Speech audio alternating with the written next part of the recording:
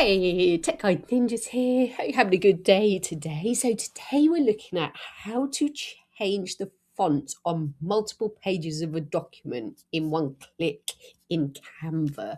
Before we get started, please give the video a like and subscribe to the channel as it really helps me out.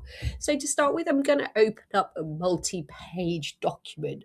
So you can see I've got a Instagram carousel post here that I'm going to edit the font on.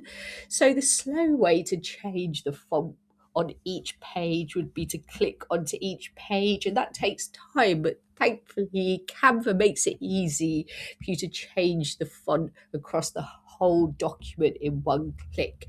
So let me show you. So if say I wanted to change this main text, so by clicking on the text, I can then go to the font box and have a scroll through. There's like hundreds and hundreds of different fonts you can use. So have a scroll through. What do you want? Do you want something more feminine, or do you want something like more bold? So there's so many different fonts to choose from. So I'm going to have a scroll through and let me go for something a bit more bold. So I'm going to click on this one.